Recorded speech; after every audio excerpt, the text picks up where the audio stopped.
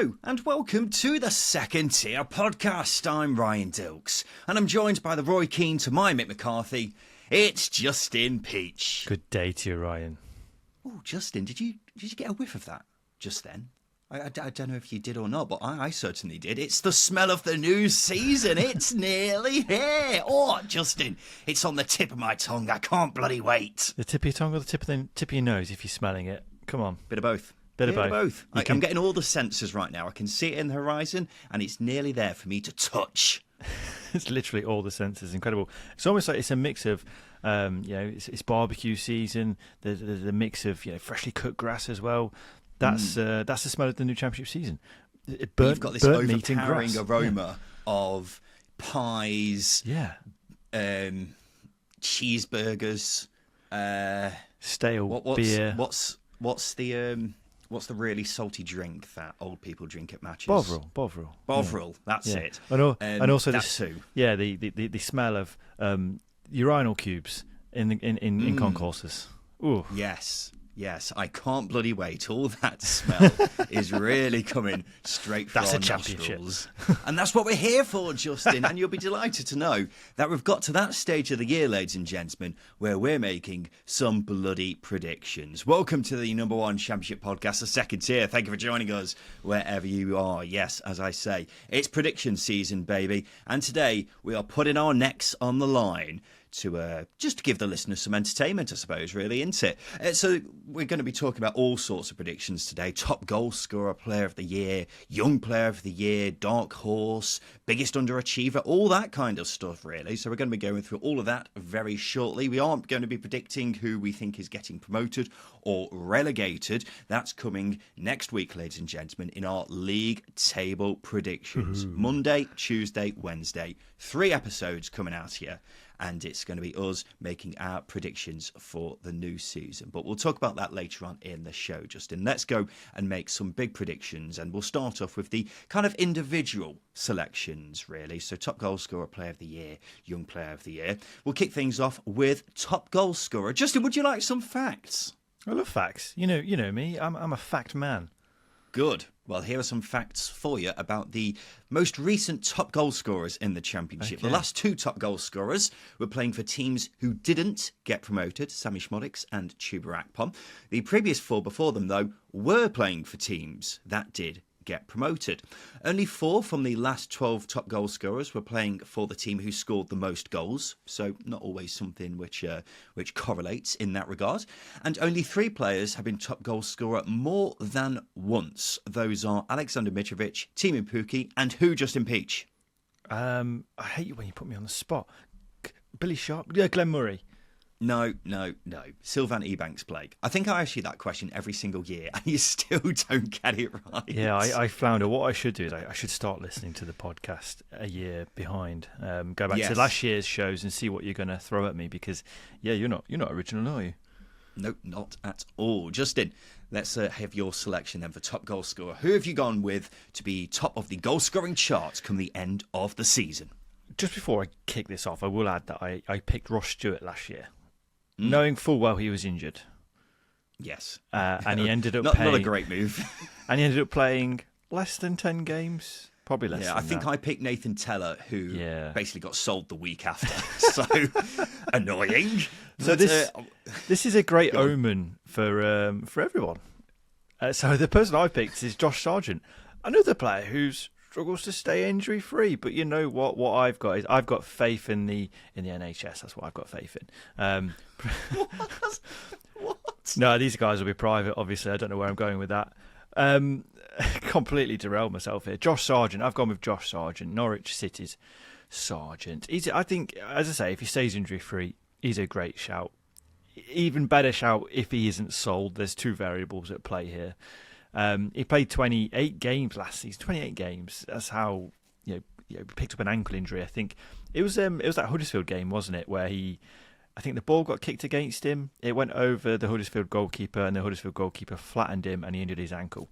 Yes, that sounds right. And he was out for 3 months, which is terrible luck. But in 28 games last season, he scored 16. And aside from Jamie Vardy, he had the best minutes per goal ratio in the division. this is a player as well who didn't play as a natural striker. He was almost I wouldn't say a false nine, but almost a second striker, and he still found goals. And I think with a manager in Thorup who's going to play more forward-thinking football than David Wagner, I think games should open up a little bit more for the Ginger. Ronaldo R9, Ginger R9. Yeah, you really dug yourself a hole, which you didn't need to go down No. then, did you? No. Yeah, I was between two players as my choice for top goal scorer. One was Sargent, the other one is the guy I've picked.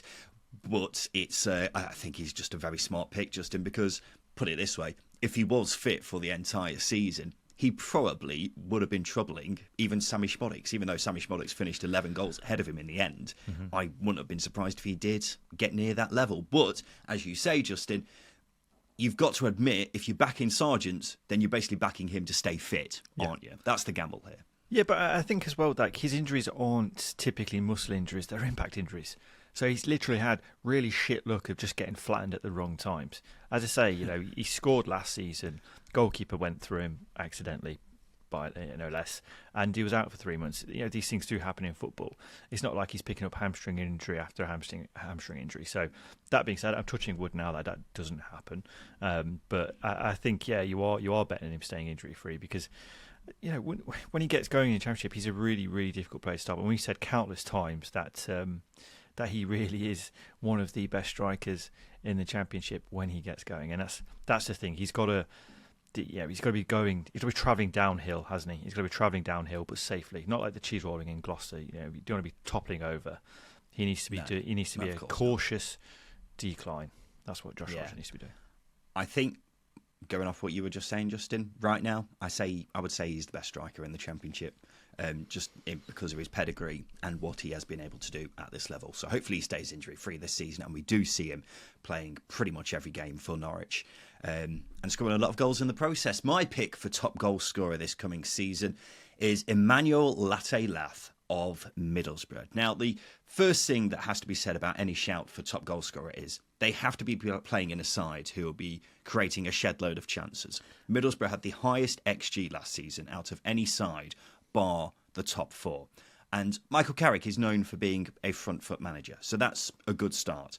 And Latte Lath had quite a poor start to his Borough career, where he missed quite a few big chances, but he more than made up for it as the season went on. 11 goals in Middlesbrough's final 12 games of the season. He was on fire. Completely metaphorically, but because of how good his form was, you are getting towards a literal kind of sense of on fire. And he nearly finished in the top 5 goal scorers for the season, despite having such a shoddy start. And look, if he carries on that form from the back end of last season, there may not be a race for top scorer. He's a really good player who we have got to remember Middlesbrough spent £5 million on, so you'd expect him to be a good player. And he's proved to be an excellent finisher because his goals last season far surpassed his XG despite being so wasteful early on in the season. Now, that might be a bit too technical for some, but that's always a good indicator I look for in a top goal scorer shout, a striker whose goals far surpass their XG. So I believe he's set for a very profitable season in front of goal for Middlesbrough, and that's why I've picked Emmanuel Latte Lath as my pick for top goal scorer in the Championship, Justin. Yeah, the third best minutes per goal ratio behind Josh Sargent and Jamie Vardy, which I think is quite telling. So obviously, he was playing a lot of coming off the bench a fair bit, mainly because I imagine Carrick didn't really know his best team for a long time of last season as well, which is worth pointing out. I will add, just before everyone piles on you, that Sammy Szmodics was part of a Blackburn side that did not create a lot of chances last season. He was very clinical. Justin, no. They were in the top half. They're in the top 10 for XG created from open play last season. So that's not right. No, necessarily it's not right, but a top 10 side compared to a top 4 side is completely different in terms of transgression, but that's getting down into it. And I'm just trying to help you, Ryan. Don't come at me. No, all right. I'm just trying to help you. Because that's an ill-advised shout there from you. I won't help you even though, but Szmodics as well was also one of the one of the leaders in the division for the most individual XG. So he was getting plenty of chances. My point still stands. But anyway, okay. Do you agree with Latte Lath? Do you think that's a good shout? I do. I think the only thing I will question is whether or not his form last season was a purple patch, and whether he can carry on, into this season doing the same thing. I would back him to do it because, as I say, third best minutes per goal ratio. He's coming on, he's playing, and he's having an impact. You mentioned that his XG compared to the chances he's taking, he's taking are very difficult chances. So there's clearly a finisher there. It's just whether or not we can decipher whether or not it's a purple patch or he's actually a quality clinical striker. But that being said, we've got one season to look on in the Championship, not 2 or 3 like we do with other players. So I think it's a good shout. I certainly do. And again, like you said, he's going to be in a Carrick side who are going to create chances either way. And one thing we always do, Justin, when we make our pre-season predictions is we pick a dark horse to be top goal scorer as well, which I always find interesting. It's intriguing because, of course, we've always got these front runners at the who many people will be tipping to be top goal scorer. Let's be bold. Let's see who you've picked as top goal scorer in the Championship next season as a bit of a dark horse, Justin. And if this is bold, I'm going with Tommy Conway. Conway, and now my thinking behind it actually is he's been rumoured to, he's been linked with Middlesbrough. So if he goes to Middlesbrough and that goes through, I think this is a really good shout because of all the elements you've already mentioned for Latte Lath. He's going to be in a side that are going to create a lot of chances. I do think there are elements of his game that need improving, but we've seen with Michael Carrick what he can get out of strikers. Chuba Akpom, Marcus Force, Cameron Archer, Latte Lath as well. So I think if he goes to the Riverside, he's going to improve as a striker. And I can see him competing with Latte Lath. Long-time listeners of the show will know that I'm a big fan of Tommy Conway. Again, he's a player. Why do I always pick players who have poor injury records? Because he's a player who has poor injury records. And unlike Josh Sargent, Tommy Conway, thigh strains, amongst others. So, but I think there's a lot of potential with Tommy Conway. I really do. And it's a bold prediction, but I think if he's in a side that's going to create a lot of chances, he's a clinical forward. He's got a very good technique in hitting the right corners. And he's strong goal. I like him a lot. And if he goes to Borough, I like the signing a lot. I don't think it's that bold, Justin. I think he's a very good striker, so I'd expect him to be in the conversation for it. Really, it's just a shame, really, that injuries have kind of scuppered his game time in recent seasons. But look, I rate him very highly as well. I think he's one who's got a lot of potential. Interesting, what will happen if he does move to Middlesbrough? Because is he going to play regularly ahead of Latte Lath? Not sure. Only time will tell in that regard if that move does happen. But he's someone I've always rated really highly, and I think he will go on to have a very good career. It's just about whether he can make that step up or not, isn't it? Well, exactly. It's what I mean. In an ideal world, he probably I would have preferred him to stay at Bristol City rather than things you'd have transpiring preferred him as well to go to a club where they're desperately looking for a striker, wouldn't you? Whereas Middlesbrough, I'm not sure they necessarily are, but I still think it's a good move for them. Well, this is the other thing, isn't it, as well? Is he going to be a guaranteed starter at Middlesbrough? Because Latte Lath, everyone's expecting him to have a big season.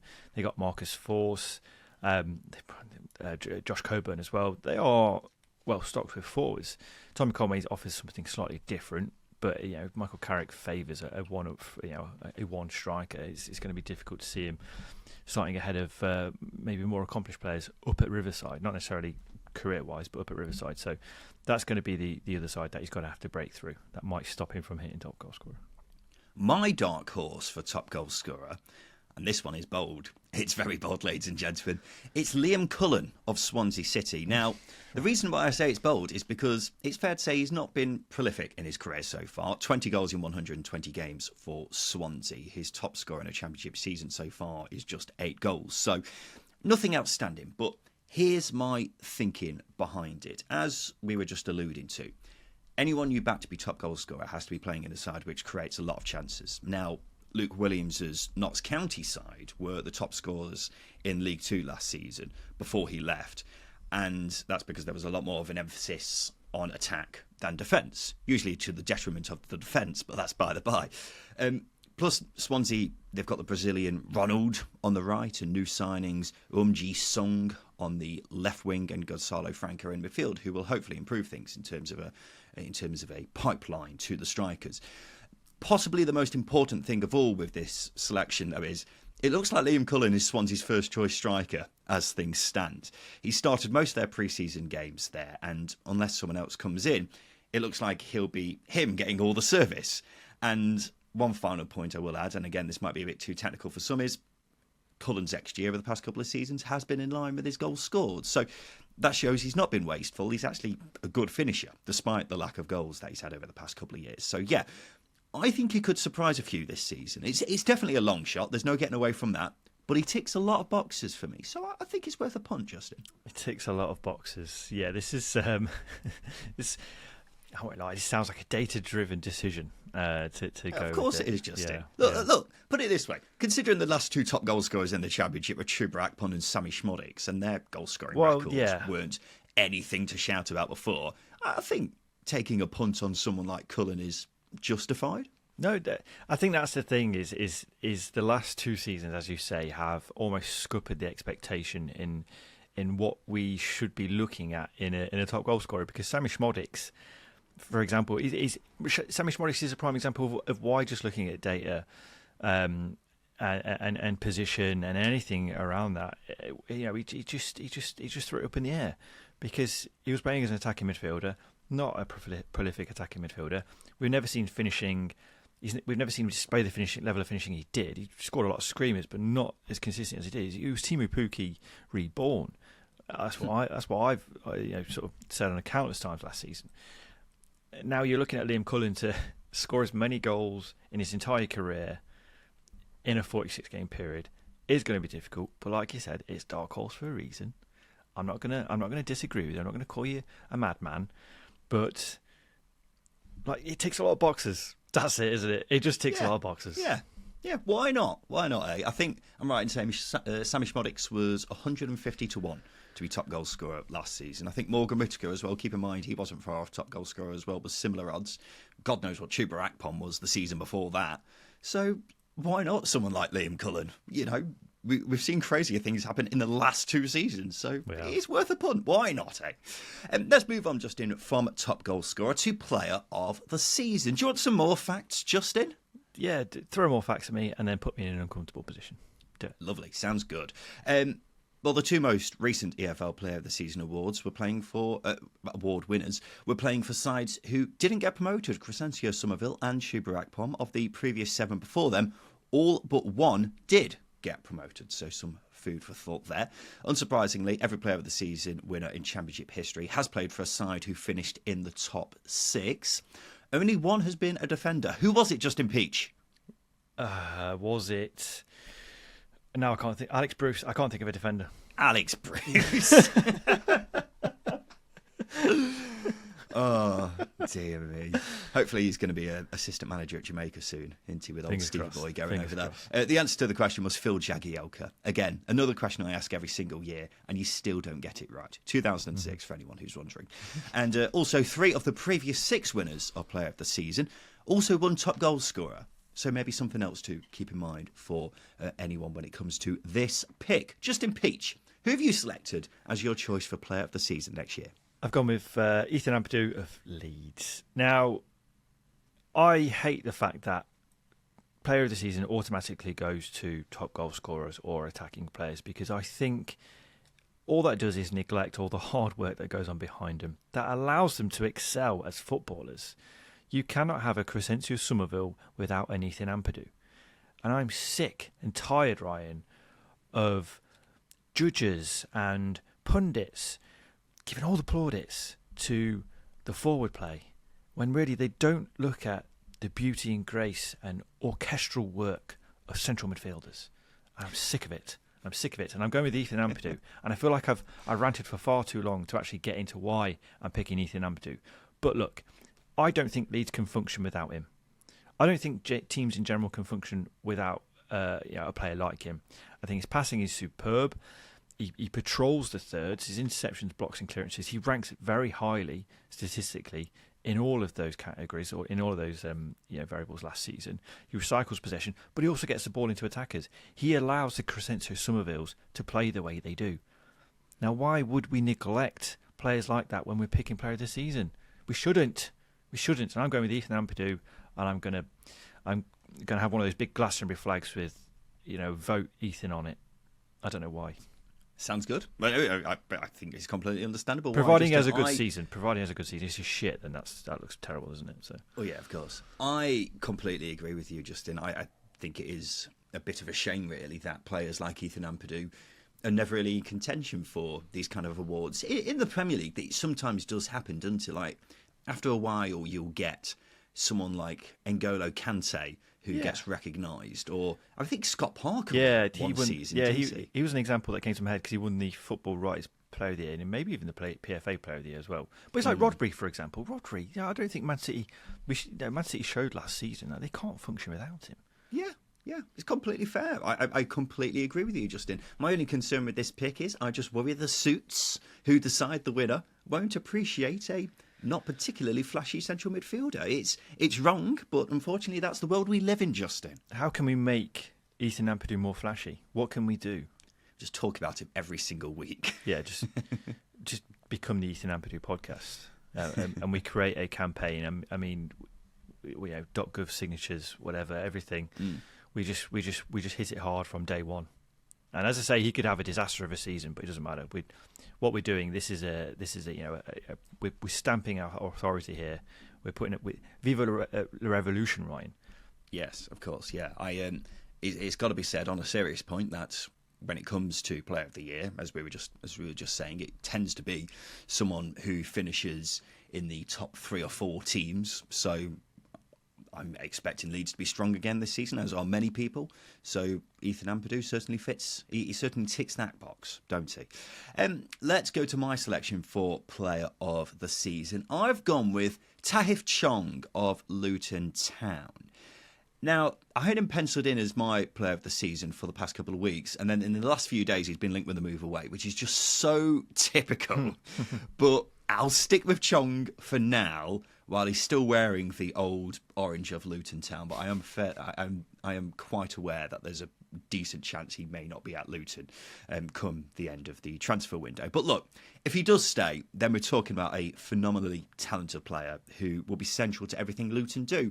In pre-season, he's been playing as a number 10 behind Carlton Morris and Elijah Adebayo up front, and he'll be getting a lot of ball and be expected to make things happen. One thing that could be better with him and would certainly aid his Player of the Season credentials would be his goal output, because last season he was in the Championship with a pretty average Birmingham side. He got 4 goals and 5 assists.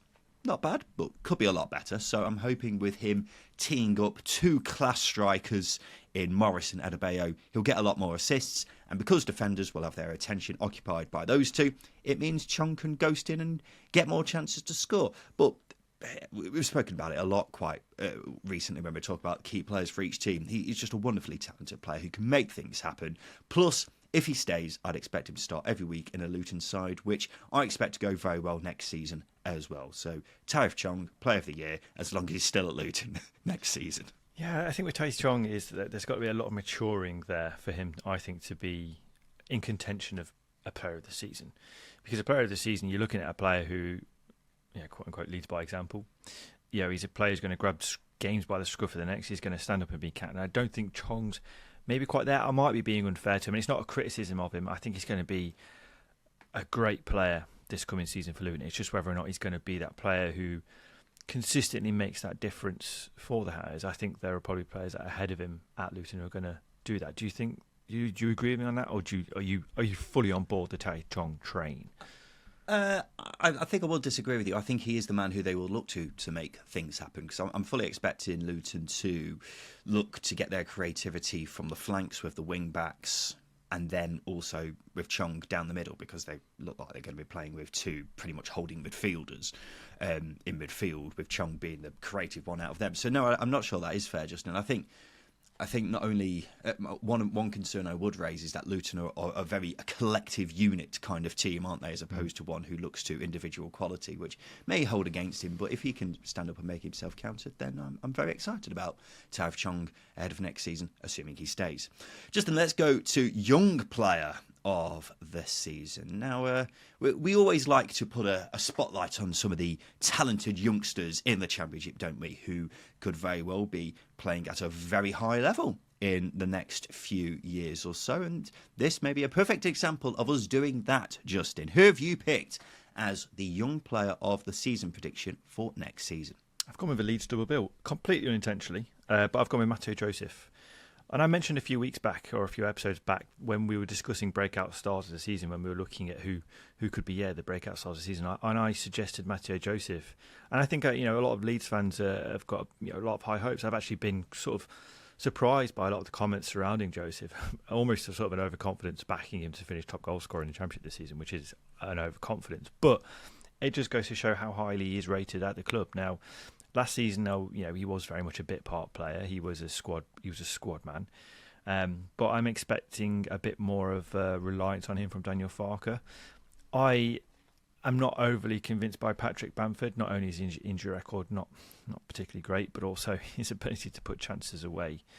I think it's waning a little bit. So those powers we once saw aren't quite there. And I think Joseph's going to be a man who steps up. And what we've seen with Daniel Farke in previous years is he will give game time to young players. We've seen Max Aarons, Jamal Lewis, Ben Godfrey all thrive under him at Norwich. At Leeds, Archie Gray broke through last season. There are countless other examples under Daniel Farke, and I think Joseph's just going to be the latest in line for a Farke fun train. I don't know where I was going with that. Yeah, it's going to be interesting to see how much he does play because, of course, as you mentioned, Bamford, Pirro, Ruta still at the club all now. So how much will Joseph get in terms of game time? He was very much an impact sub last season, wasn't he? So how many games is he going to be starting? I'm not sure. But if he does play, he's very highly rated at Leeds, isn't he? I would expect him to score a fair few goals and hopefully realise his potential or take that next step to the next level. So, yeah, I'm not going to disagree with you on that shout, Justin. I've gone with... Actually, it's funny because you mentioned Matteo Joseph when we were doing our Q&A, weren't we? So I think we had basically a question on the lines of who do you think is going to be a breakout star next season. You said Matteo Joseph. I said Chris Rigg of Sunderland. And I've gone with Chris Rigg again, Justin, the Rigster. Rigatoni, Riggy Stardust, Rigor Mortis. Oh, God. Yeah. Chris Rigg of Sunderland is my pick to be young player of the season.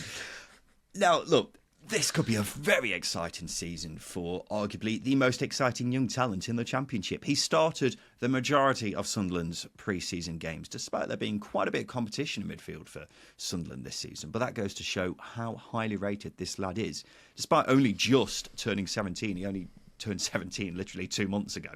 So he's been linked with the likes of Chelsea, Manchester United, Borussia Dortmund, very, very highly rated, very, very highly sought after. But then he signed a new deal at Sunderland last month, which is a huge bit of business for them. And despite only being 16, he started 8 games for Sunderland last season. Not a massive amount, but for a 16-year-old, it doesn't happen very often. And hopefully we're about to see him feature a lot more with them, particularly because he is working under Regis Lebris, who is renowned for his work with young players. And I won't be surprised if he plays a starring role for Sunderland this season. It's all about him making the next step up, but because of the huge talents that we have seen in small glimpses so far at such a young age, doesn't look out of place in the Championship. He's got a lot of composure. He's got a lot of as I say, he doesn't look out of place is what I'm trying to say in the Championship, and that's a big thing for someone who is so young at this level. So yeah, I'm really excited to see more of Chris Rigg this season, Justin. Do you not think he's too young? You're asking a lot of a 17-year-old to have a season where he could win Young Player of the Season. Yeah, Justin, you're absolutely right, but you're asking a lot of 17-year-old Archie Gray to play right back in one of the best teams we've ever seen at Championship level, not to get promoted. Yeah. So I think Chris Rigg can have a similar season to that, in answer to your question. Yeah, I think, if I'm going to choose Chris Rigg, I want to almost be sort of... I'm very intrigued as to what Regis Lebris can do with this Sunderland side and how he can mould them. And, I'm really intrigued about what he can do with the younger players, because there is a past success there at Lorient of him bringing players through. It's just whether or not Chris Rigg's ready to make that step up. I think the difference with Archie Gray was he was playing in a position at right back where there was less asked of him on a technical level. On a match, in a game scenario, he's not playing central midfield where there's a huge reliance on him. There were a few games. He played a few games at central. Yeah, he did play a few games, but he really cut his teeth into the season at right back. Chris Rigg's not going to play left back, is he? I mean, he might do, but I can't see that happening, and that's where Archie Gray excelled, and I think that'll be the big difference, is whether or not Chris Rigg can make a presence of himself in central midfield. He might do, not a criticism of him, it's just a reluctance to pick a person who's yet to pass their driving licence as young player of the season. Okay. I mean, Archie Gray was the winner of this last season, Monty, and that's because he was phenomenal, despite only being 17. And there was a young lad before as well who played for Birmingham City every single week. I think his name was Jude something. And he was only 15, COVID 16 season throughout the whole count. season. So look, it's not completely implausible over recent years for someone as young as Chris Rigg to have that kind of season, and I think it could very well happen again this coming season. I'm just hoping that he does feature a lot more than he did last season, and if he does, then he won't be far off. He's certainly in the conversation for Young Player of the Season, won't he? Justin, let's have a quick break. After that, we'll go on to the rest of our predictions for the new season. Welcome back to the Second Tier podcast. Now, Justin, we will get onto the rest of our predictions shortly, and I fully intended this episode just to be about our predictions, but there's been one bit of news from the past few days which has caught the imagination of social media, and we simply have to give it a mention. Steve Coogan will be playing Mick McCarthy in a film about his bust-up with Roy Keane at the 2002 World Cup. Now, I, like everyone else, could not believe this when I saw it, Justin. It is absolutely tremendous stuff. It really is. I mean, I want to know who bought the rights to this story to want to produce a film on it, to then commit money, invest money into putting this out. But this is big. This is massive. This is fantastic. Not only are we going to see behind the scenes insight into what happened in 2002 in the Irish camp, which I don't care about, but we're going to see Mick McCarthy immortalised on the big screen. It's about time, isn't it? It's about That's exactly time. what I was thinking. Yeah, I'm not sure how it all works with the behind the scenes stuff of like buying the rights to a story and whether Mick McCarthy and Roy Keane have okayed this. But it's great stuff. My initial thoughts when I saw it was Coogan looks nothing like Mick McCarthy, but then I googled him, and when you really focus on his face, you can kind of see a similarity, I suppose. Yeah. But it's just fascinating. It is fascinating. Are we going to think it's going to be prosthetics, or are they going to fully CGI Mick McCarthy to Steve Coogan? Honestly, I think when you actually look at Steve Coogan's face, if you put McCarthy's hair on him, he's passable. He's a similar look. Like he's not spitting image, but it's that thick Yorkshire accent. Yeah, thick Yorkshire accent as well. Yeah. I'm just hoping that it's we see some sort of references to the Mick McCarthy memes from over the years, because I'll be very disappointed if we don't see them replicate him being scared by nothing. Yeah. And also, I want to see a Mick McCarthy universe. We've seen Marvel, Star Wars, thrive in recent years. I think there's potential for a Mick McCarthy universe to really, really excel, and maybe we can have a parallel universe where Ipswich fans like him and not dislike him. Yeah, a multiverse of Mick McCarthy. A Mick McCarthy multiverse.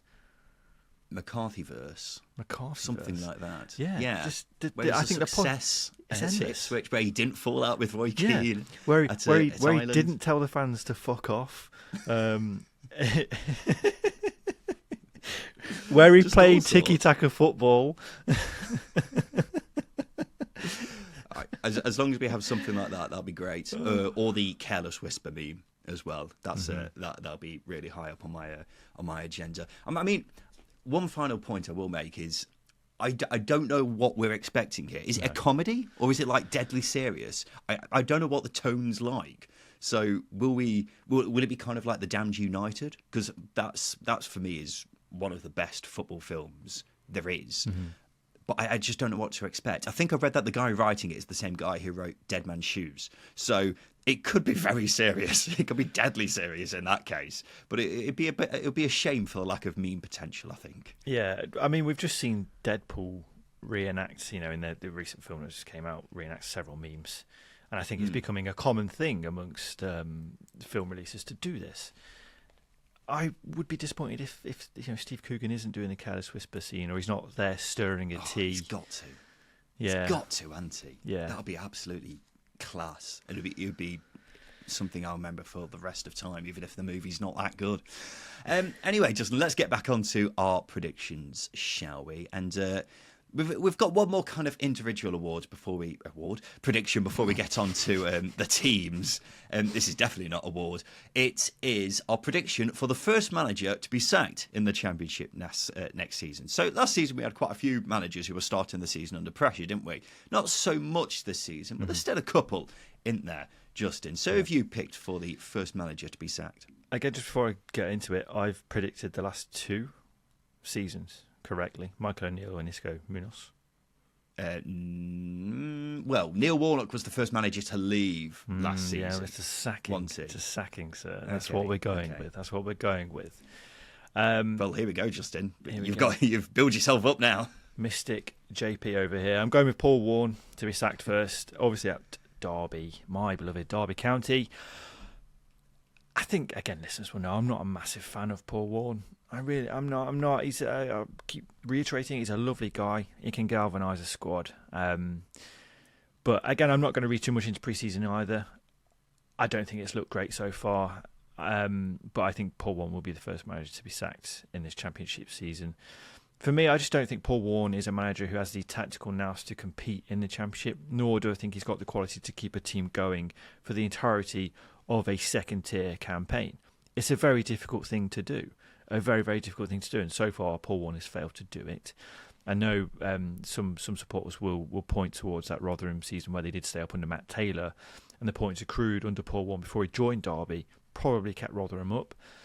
But again, if you look at the data side of things, they were outrunning their form massively.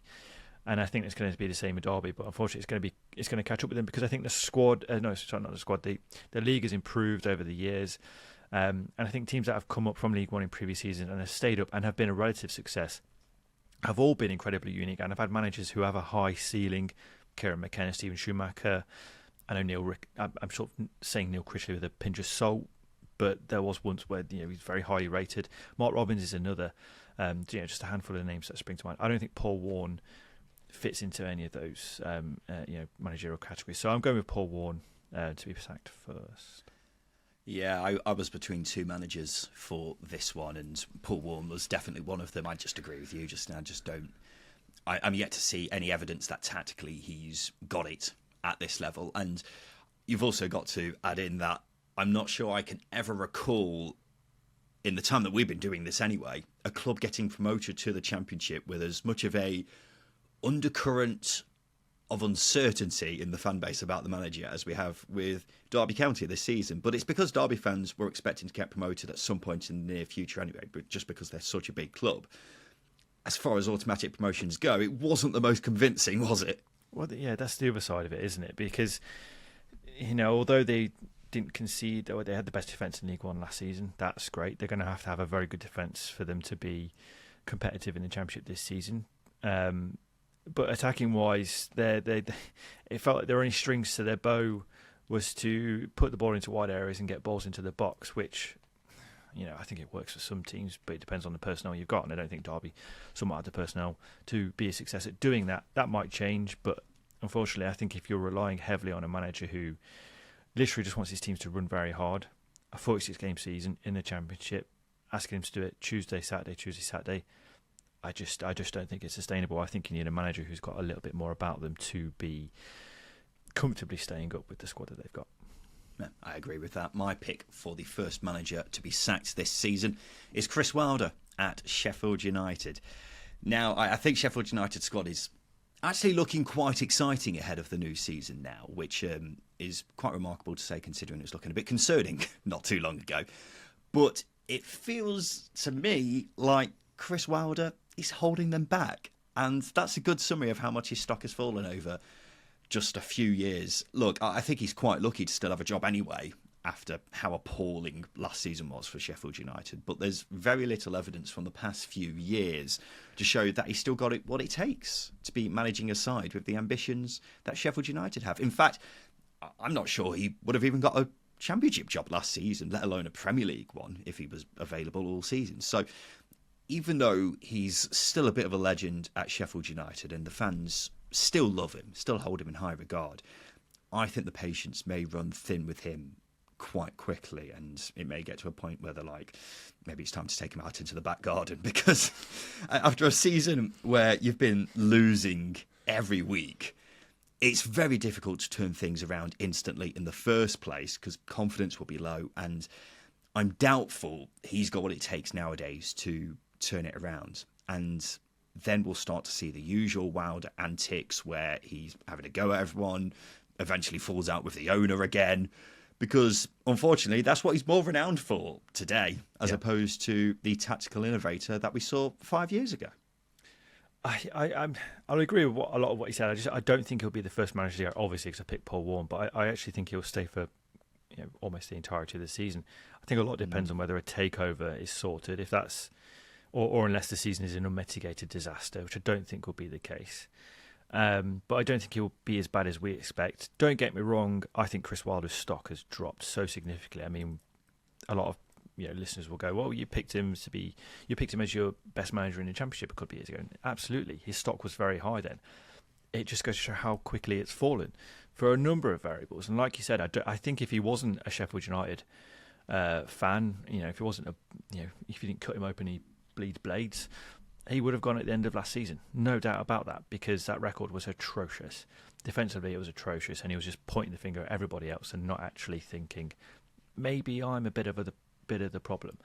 A lot of players left. There needs to be a big culture shift at Sheffield United, which probably should have meant that Chris Wilder had gone as well, but I don't think that can happen until a new takeover is done and dusted. So I think the only thing that's going to keep Wilder in a job is the current owner, which again we don't know when that might change.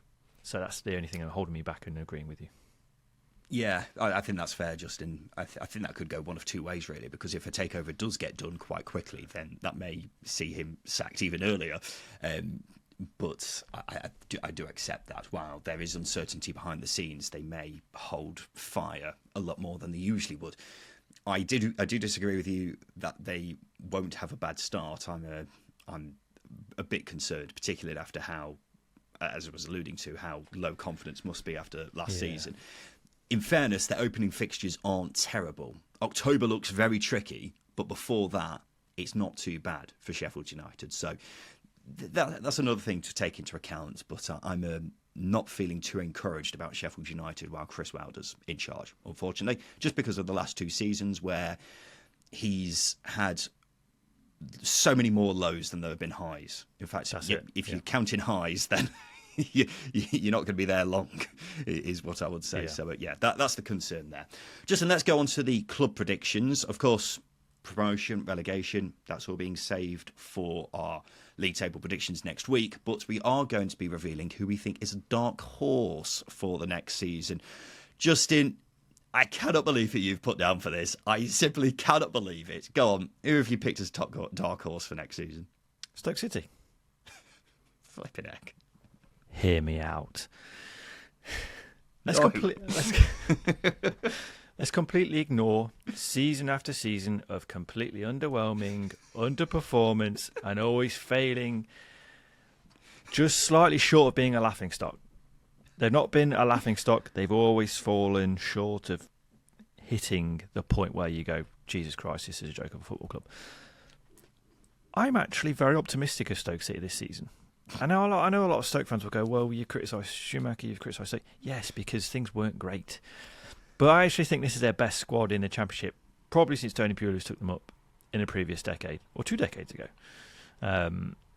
It's nowhere near that squad, don't get me wrong. I actually think it's their best Championship squad since they came down from 2018. So automatically, it's probably their best squad since Tony Pulis took them up in 2007, 2008.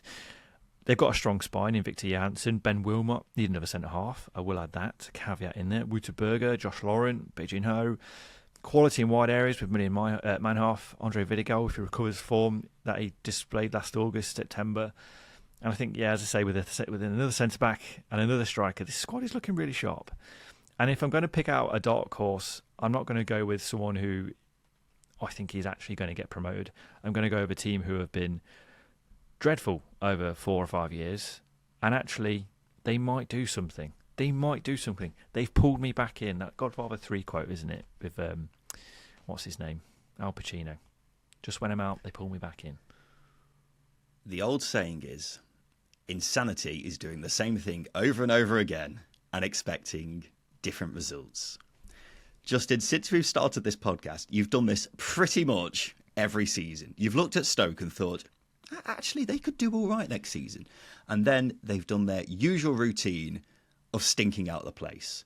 You are out of your mind picking them for this. Particularly because I do not agree with anything you've just said there. What? You think this is their strongest squad in years? Yes. The squad's not really that different to last season. And you were saying they could go down towards the end of last season. What?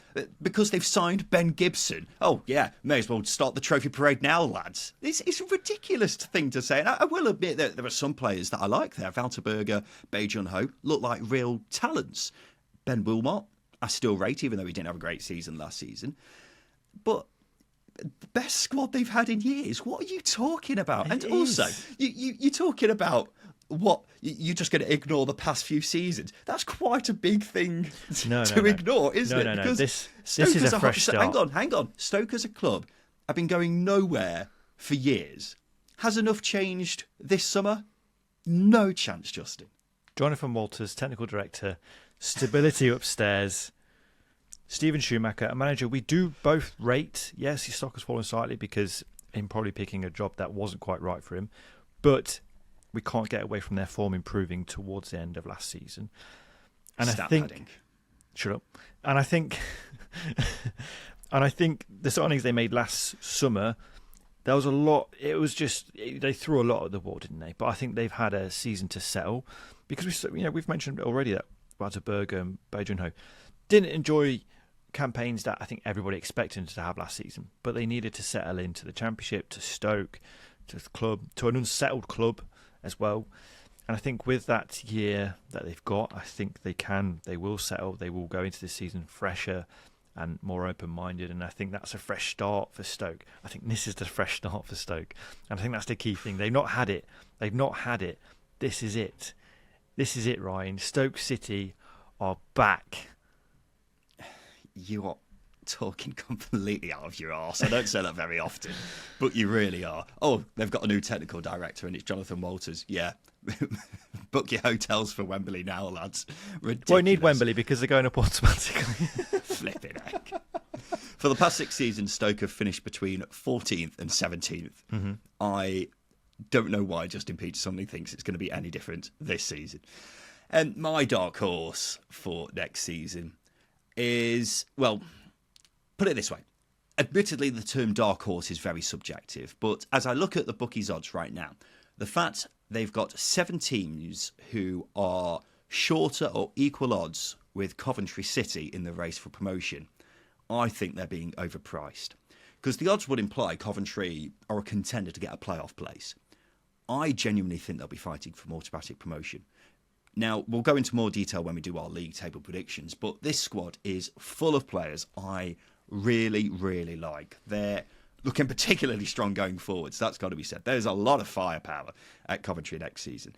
And there's just a lot to like about Coventry, particularly with Mark Robbins at the helm. We wax lyrical about him, Justin. Maybe we talk about it a bit too much at times, but he's taken them on quite the journey over the years, and I don't think it's stopping. The thing that's cost them over the past couple of seasons is a slow start, and fingers crossed that doesn't happen again. We'll find out sooner or later, I guess. We also probably shouldn't pay too much attention to pre-season friendlies, but a 3-0 win against a nearly full-strength Everton team, it's not something that's going to lessen my encouragement. So I'm very excited about Coventry next season, Justin. Very, very excited indeed. So am I. I really, really am. And we'll sort of lean into it a little bit more when we do our predictions. I just don't think Cov are a dark horse, just because I have higher hopes for them than just sneaking in. But I know you're basing it off what the bookies are telling you. But I'm going off feeling here. I think they are one of the favourites to go up in the context of, I think, a weaker Championship in terms of quality of individual teams. There's no Leicester's. There is a Leeds, granted, but there's a lot of uncertainty with players whether or not they stay, so that might diminish and weaken their squad. In addition to that, I don't. As I say, there's no Leicester. The SK Burnley have come down, but they are handicapped by Scott Parker. there are a lot of variables at play here, and I think the league itself is probably not as strong. It's more competitive, but not as strong, which I think we'll see a team who are building over years, like Coventry have, to actually catapult themselves forward. So I think on the basis of it being a dark horse, I'll disagree, but having high hopes for them, I completely agree. Yeah. Well, as I say, Justin, it's a completely subjective thing, and if I'm looking at what the bookies are saying, and I've seen a few people doing their league table predictions already, not many of them are backing Coventry as much as I am, and that's why I think they are a dark horse. And keep in mind, they finished. True. They finished outside the top 6 last season, didn't they? I can't remember exactly where they finished, but I think that's all the makings of a dark horse. As we say, it's completely subjective, but I think they fit the mould in the way that I think they could completely confound quite a few expectations next season. Let's go to the opposite, Justin. It's the biggest underachiever. Who have you picked as the team which you think will be the biggest underachiever next season? I found this quite hard to do this season, but I've gone with Hull City. I'm basing that purely on what I expect to be a huge drop-off to last season. Obviously, finishing just outside the playoffs, I don't think they'll be anywhere near it this season. I think that's probably stating the obvious because of the subsequent personnel changes. Lost a lot of key players, Jacob Greaves, Jaden Philogene, obviously loan players like Liam Delap, Fabio Carvalho. Are they going to be replaced, etc.? There's a lot of uncertainty transfer-wise. And as well as that, to feed into that underachievement, there's a club there that was gearing up for a top 6 push last season, coming to this season. I think top half would be very ambitious for them to plan for. Squad is short of quality. I mentioned that it lost a lot of key players, coupled with a new manager adapting to a new league with a squad that is missing a lot of players they need. I just think it's a bit concerning. And as well, when you compare that to the wealth and ambition of their owner, I think a bottom half finish would be a huge underachievement for Hull City. I know they can't spend a lot of money. I know that because of profit and sustainability, but still, bad planning, really bad planning. Yeah, Justin, I'm not going to disagree with you too much. I've said quite a few times I'm not a big fan of the Tim Volter appointment, and it is a bit concerning looking at their squad right now. One thing I will caveat that with is I fully expect Hull to be one of the most active clubs between now and the transfer window closing, simply because in terms of bodies right now, they're quite low. So they need to be. So I wouldn't put the tag on them for me personally. I don't think they'll be having a season anything like what they had last season. But it is undoubtedly a concern, the number of players they've got right now and the number of very talented players who have gone out the door and not been replaced so far. My biggest underachiever next season is Watford, a club I'm becoming increasingly concerned about. Of course, the first thing that we should mention is the bizarre story from a couple of months ago where they were selling 10% of the club to fans and investors, in quotation marks. A strange move, and while it's perhaps not an immediate cause for concern, it does signal that you've got a set of owners who have perhaps had enough of losing money and are more reluctant to invest in the club. And then a couple of weeks ago, I just sat down, Justin, and looked at every club in the Championship and looked at their squads. Watford's not looking great, particularly when you keep in mind there's a big chance Yasser Asprilla and Wesley Hoyt are probably leaving, although Hoyt bizarrely started a pre-season friendly on Tuesday, so not sure where that leaves him in terms of his departure. But we are talking about Watford's most exciting talent in Asprilla and undoubtedly their best player in Hoyt. And then you add in that you've got Tom Cleverley in charge, someone who I will admit I'm doing a bit of a U-turn on now, Justin. I said I fancy him to last the season not long ago, but I'm starting to rethink that now because, look, he did a marvellous job in his short time at Watford last season, but he's ultimately very inexperienced and is having to deal with a lot of problems. Again, not sure how much attention we should pay to pre-season friendlies, but losses to Gillingham, Reading and Wickham don't provide encouragement. So, yeah, I'm finding plenty of negatives with Watford, and I was very surprised to see the bookies have them down as a top half side next season. I think they should be looking over their shoulder next season. I'm increasingly worried about them as well. I really am. I think there's a lot of discontent amongst Watford fans because they're seeing a lot of activity amongst the Pozzo's other clubs, like Udinese, for example.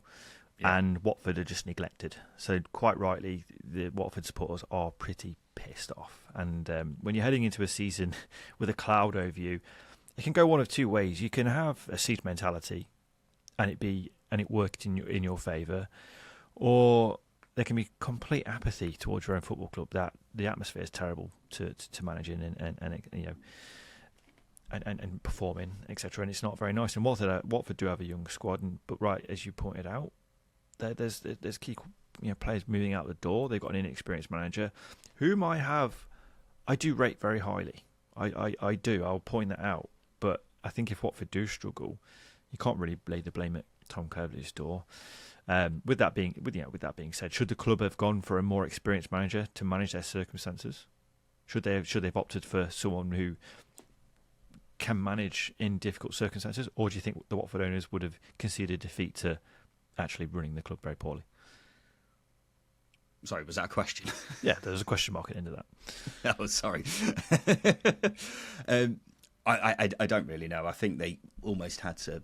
I think they just felt like they had to give it to Cleverley based off how he did towards the end of last season, which admittedly was a very good job. But he's now working with some pretty blunt tools, isn't he? I think Watford do still have some good players, the likes of Ryan Porteous, Sirelta, Chatford Hadzi, Kiembe.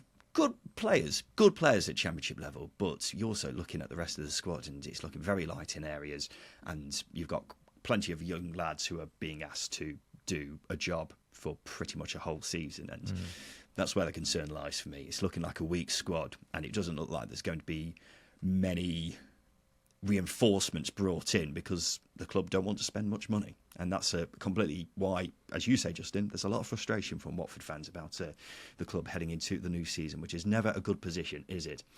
Justin, our final prediction is just a general bold prediction. We've started to do this each year, and it's just anything, really. Anything that you want to predict ahead of the new season, but it's got to be bold. That's the main thing, Justin. What have you gone for? I've gone very bold. I've gone really bold. I went bold last season in predicting that Valérien Ismaël would last the season at Watford.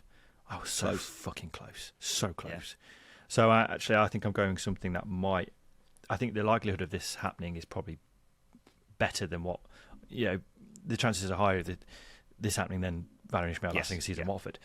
So my prediction is I'm going with Neil Warnock and Gary Megson to settle their 21-year feud with a boxing match at Bramall Lane. Obviously, this is alluding to the Battle of Bramall Lane, where Neil Warnock can intentionally or unintentionally ask his players to get sent off, to call the game off because of whatever reasons. I won't get into those. Don't want to be sued, do we? But yes, I'm going with Neil Warnock and Gary Megson to settle their differences with a boxing match, not a charity boxing match, a professional boxing bout, and as well as that, Georgios Santos and Andy Johnson, who also had an ongoing feud. And I've seen subsequent podcast clips of Andy Johnson describing the moments, and they're quite brutal. I'm predicting them to be on the undercard. Hey, I'm not going to say no to that. That sounds like great entertainment to me. We just need Eddie Hearn to sort it out, don't we? There we go. Moving swiftly on, I've gone with my prediction. I mean, last season I just picked a load of managers who I thought would be sacked, and I actually did quite well. Didn't absolutely nail it, but I wasn't too far off. So I've done the same thing again, Justin. I've picked a load of managers who I think will either be sacked or leave their job this season. Those managers are Errol Bullitt, Paul Warne, Tim Volter, Neil Harris, Des Buckingham, Wayne Rooney, Chris Wilder, Stephen Schumacher, Tom Cleverley. They're the managers I've gone for, Justin. Any you want to pick beef with there? How many is that? 1, 2, 3, 4, 5, 6, 7, 8, 9. I think you're underselling it. I think that might be a few more. I think Des Buckingham will either get poached or he'll stay at Oxford. I don't think he'll go. I think that's harsh. I do rate him very highly. Wayne Rooney's a good shout. I'm not really going to pick beef with any. I mentioned Paul Warne. I think Chris Wilder could go at some point, but he's played through and through, so he might well stay. I could pick that apart, but I think you played it safe with just predicting managers to go, to be honest with you. Yeah, be bold. That's fine with me. I just want to have a look back at the end of the season, see how many I get right again. But we'll have more of a deep dive in that in our league table predictions, ladies and gentlemen, which are coming next week. So this is how it's looking, ladies and gentlemen. On Monday, you're getting our 24th to 17th, our bottom 8. Who's going down in the Championship? On Tuesday, it's positions 16th to 9th in the Championship. And then Wednesday, it's our top 8. Who's finishing in the playoffs? Who's bloody going up? All will be revealed over 3 massive days next week, ladies and gents. Now, got to remember, last season we correctly predicted Leicester to win the league and Ipswich to finish second. Beefy shouts by us, Peachy. And then the season before, we predicted Sheffield United and Luton to both get promoted. Another big shout from us. We've now got a reputation to having the most accurate league table predictions. We need to protect that, Justin. We do. We absolutely do. And I think we will. I think this is probably an easier division to predict as well this season. I'm saying that. I completely disagree. I think it's the other way around. Yeah. I almost think, a lot of predictions outside of, the second tier podcast, they've been quite consistent. So I think this is, I think everyone has a similar feeling to a lot of football clubs at the moment. Maybe when you put it like that, but I put it this way. Last season, we got pretty much every team in the right kind of area, didn't we? Apart from like three or four. Yeah, Norwich. Yeah, three or four. You're not going to nail every single one, are you? But what we're saying is we're giving a spoiler for next season in our league table predictions. So just keep that in mind when you listen to them next week. Also got to be said, we haven't revealed each of our league tables to each other just yet. You'll be unsurprised to hear once again I've gone bold. So Justin and I, after this, we'll start negotiating, I suppose. I've also got my bets on for next season now. Justin, you got any thoughts on the Premier League, Leagues 1 and 2? No, I've not. I genuinely haven't given it a second thought. I wish I did now. Fine. I wish I had something prepared. But no, the Championship is my lifeline, and I will not veer away from it. I will not be deceitful to the greatest league in the world. I don't think it's been deceitful. I've just sprung it on you. I apologise for not giving you a heads up in advance. I've bet on MK Dons to win League 2, Birmingham City to win League 1, Ipswich to be the best performing promoted team in the Premier League, and then in the Championship I've had, not yet, you cheeky little sausage, will be revealed next week in our league table predictions. So we look forward to seeing you on Monday for our bottom 8. We'll see you then, ladies and gents. This has been the Second Tier Podcast. I've been Ryan Dilks. I've been Justin Peach. And a big thank you for listening.